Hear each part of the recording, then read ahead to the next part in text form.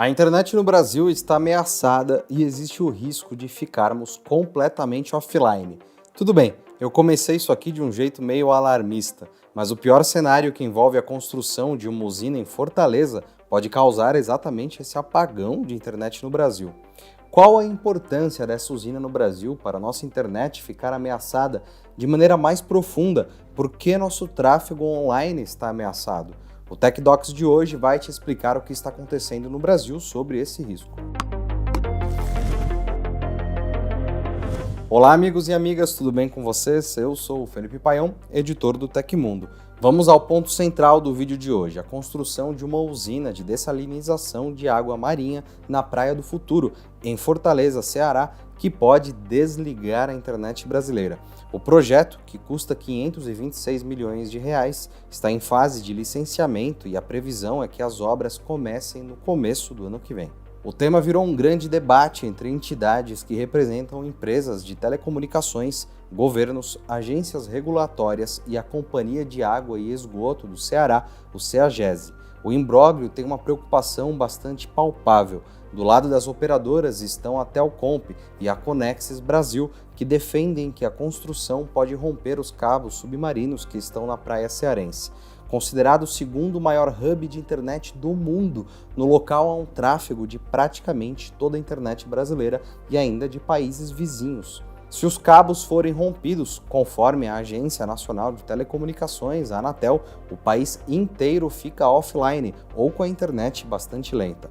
Para evitar esse risco, a Anatel emitiu uma recomendação contrária à instalação do projeto da usina de dessalinização. De acordo com Luiz Henrique Barbosa, presidente executivo da Telcomp, a obra pode gerar apagão de internet no país porque não está se colocando uma usina onde tem um cabo, mas onde tem um hub todo. Hoje ninguém pensa em chegar com internet no Brasil por outro caminho que não seja o de Fortaleza. O representante ainda chegou a dizer que o projeto causa um desconforto e que pode até prejudicar o Ceará. De acordo com Barbosa, o governo está colocando tudo a perder por um projeto mal concebido. O Tecmundo conversou com o diretor de tecnologia da empresa de telecomunicações Sage Networks, Thiago Ayub, sobre o caso. O hub de Fortaleza, segundo o que eu dei uma estudada, ele é o mais importante do Brasil. Isso procede?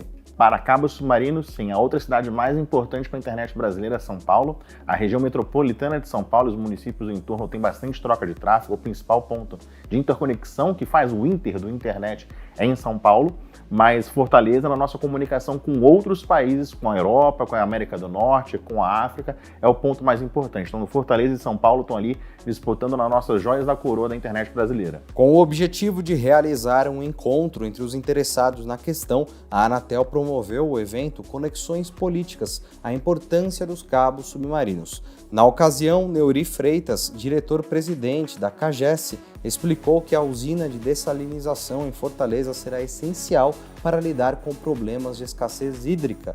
Com as instalações, a população cearense não teria que realizar racionamentos, por exemplo.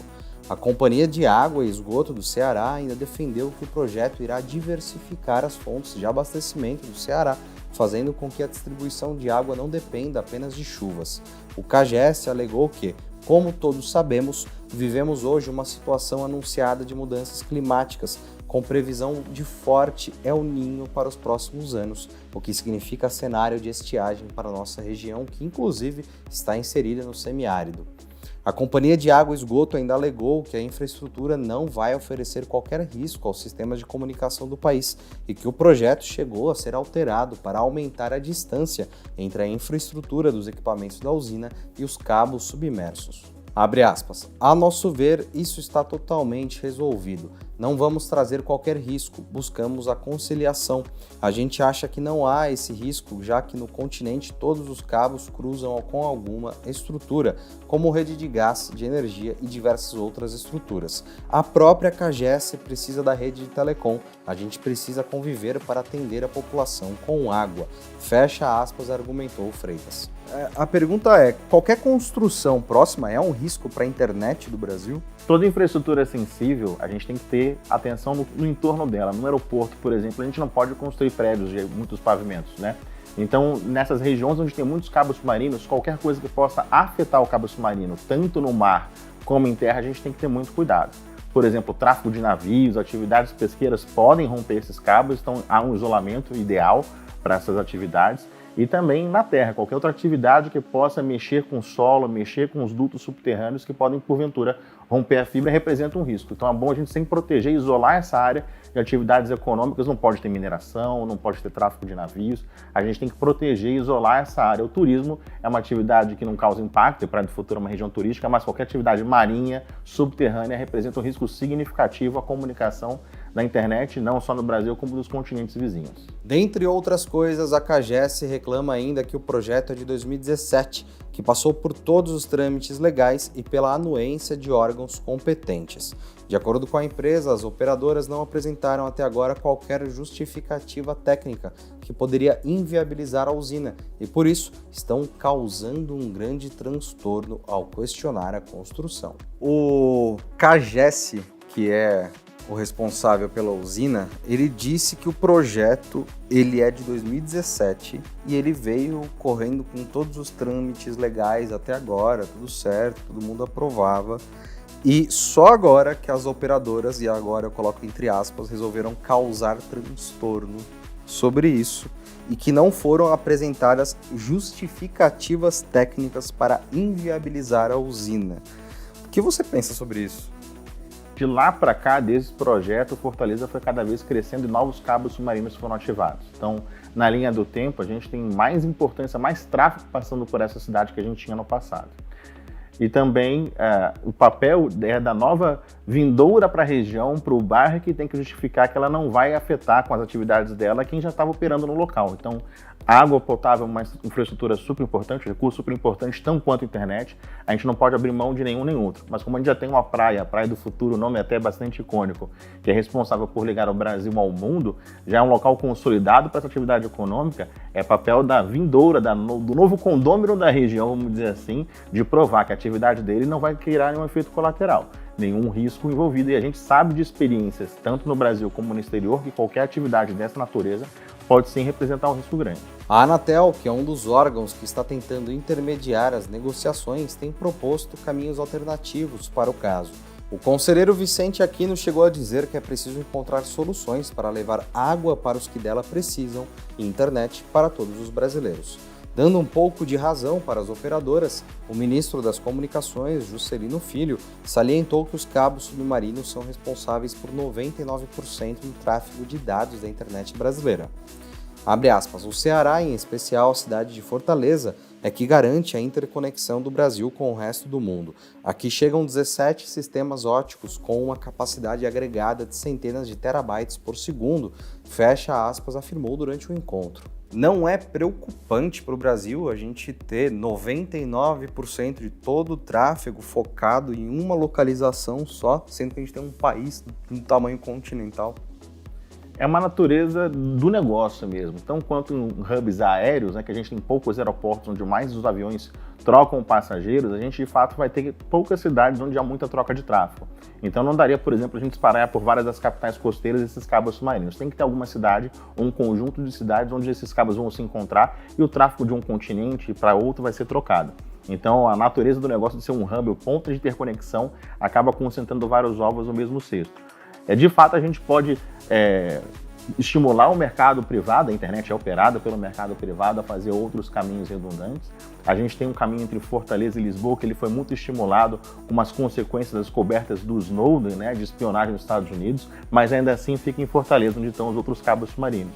Então, as conexões que a gente tem que não dependem de Fortaleza, nós temos de São Paulo até Nova York, temos também de São Paulo até Argentina e Uruguai, mas ainda assim a gente está concentrando entre Rio, São Paulo e Fortaleza.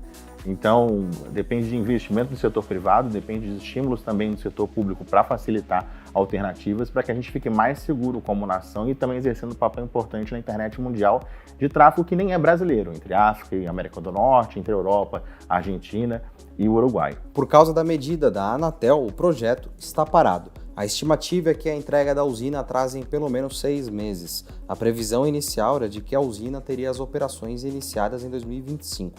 Por outro lado, a usina deve ampliar em 12% a oferta de água na Grande Fortaleza, O edital para a realização do projeto foi vencido pelo consórcio Águas de Fortaleza e o investimento previsto é de 3,2 bilhões de reais.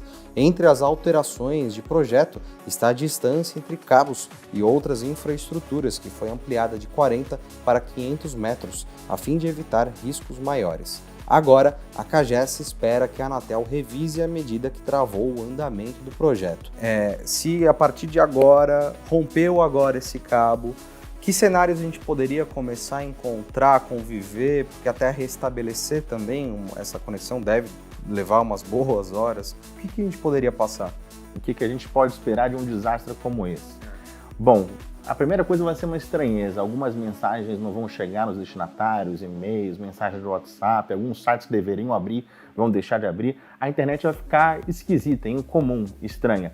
E cada vez mais isso vai se agravar, porque os sistemas de redundância e backup que vão sendo ativados vão começar a ser congestionados e aí os meus colegas de trabalho vão ter alguns dias de bastante trabalho. Então, a gente tem um degradê entre ficar tudo muito lento e muitos conteúdos não funcionarem, aplicativos não funcionarem, até de fato um apagão total. Esse apagão total ele é possível. O tempo de recuperação não é de dias, é de semanas, que o reparo desse cabo submarino é feito por navios especializados. Então a gente tem que localizar onde está esse navio no mundo, contratar ele, esperar que ele navegue até a costa brasileira. Isso vai levar semanas. Na última ruptura que a gente teve em 2023, ele levou 3 semanas depois do acionamento para chegar e fazer um reparo do cabo que interliga o Rio de Janeiro à Fortaleza. Né? Alguns trechos envolvem esse mergulhador, outros trechos ele manda uma garra até o fundo do mar, pinça o cabo, leva até o deck do navio, o cabo é remendado, ele é refeito e depois lançado no mar de volta. Então essa turbulência, essa grande lentidão na internet vai durar semanas e não dias. Enquanto esse imbróglio não é resolvido entre empresas e órgãos gigantescos do Brasil, nós seguiremos reportando o caso aqui no Tecmundo. Sobre essa entrevista com o Thiago Ayub, que você conferiu aqui, no próximo domingo ela será veiculada na íntegra, abordando o assunto de modo mais profundo e outras questões. Esperamos por vocês. Agora, o que queremos saber é o seguinte: o que você pensa sobre isso? Que isso é uma questão bem complicada de ser resolvida, é o que eu penso. Bom, deixe seu comentário, se gostou no vídeo, aquele like. Te vejo no próximo Tech Docs. Um abraço e tchau, tchau.